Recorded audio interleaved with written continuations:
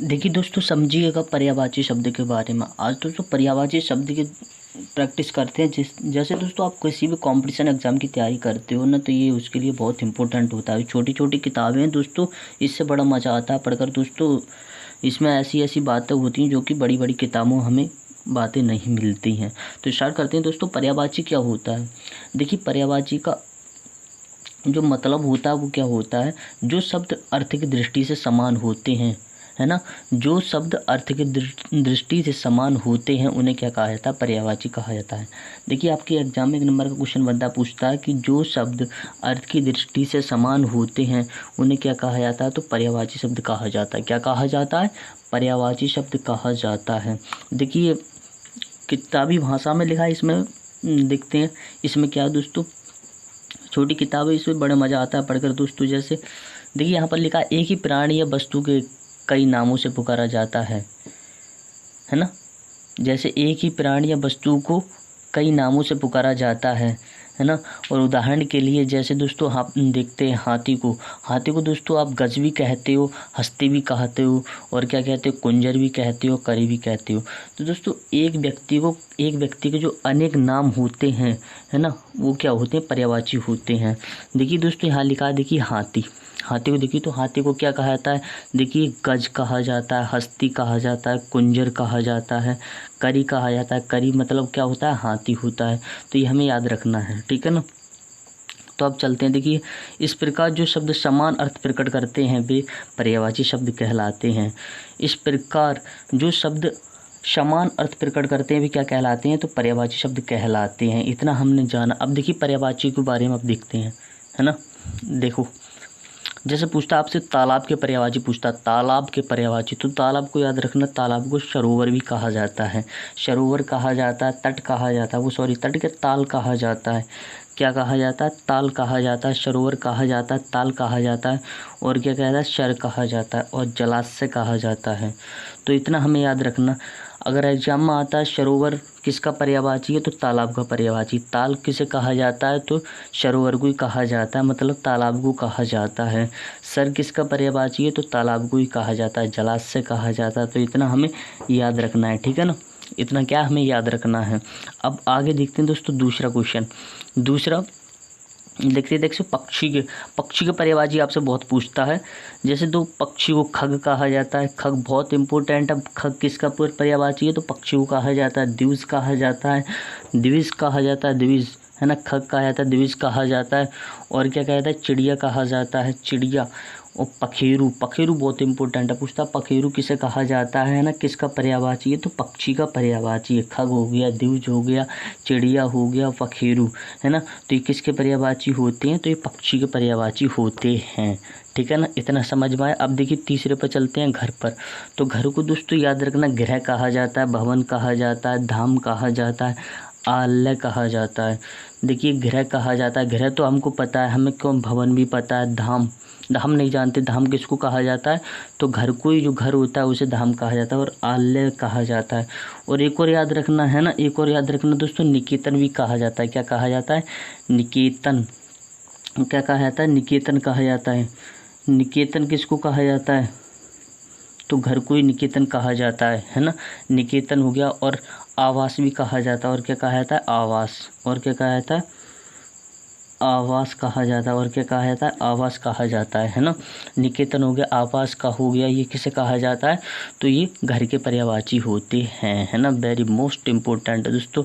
अब देखिए, अब पूछता है रात को, तो रात को क्या कहा जाता है? रात को रेन कहा जाता है, निशा कहा जाता है, रजनी कहा जाता है, रात्रि कहा जाता है। रेन बहुत इम्पोर्टेंट है, क्योंकि जो नाम हमने नहीं सुने वो तो इम्पोर्टेंट हैं। देखिए रात्रि तो जानते हैं, हर कोई जानता है कि रात्रि किसका पर्यायवाची, तो रात को कहा जाता है। रजनी बहुत इम्पोर्टेंट है, रजनी किसे कहा जाता है?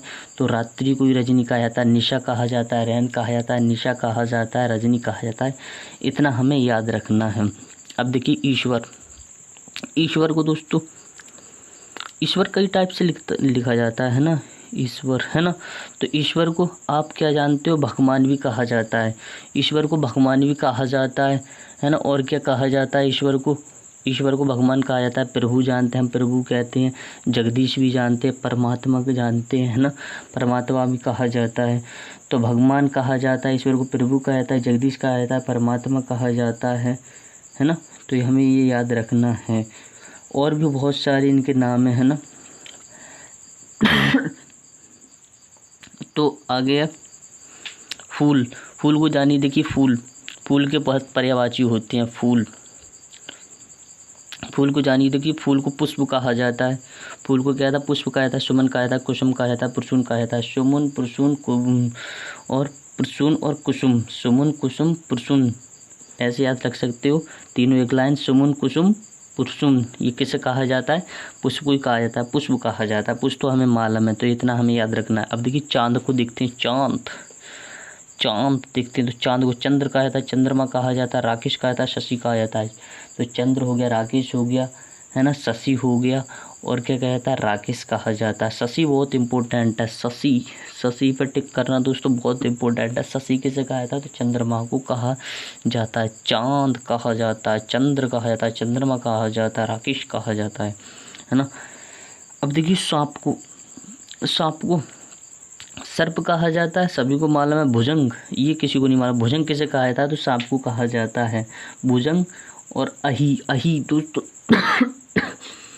अही किसे कहा जाता है, तो सांप को कहा जाता है अही बहुत मोस्ट इम्पोर्टेंट है। जैसे आप ऐसे याद कर सकते हो, जैसे अही, जैसे सांप काट लेता है तो कैसे करते हैं, अही, है ना, तो ऐसे याद कर सकते हो, है ना।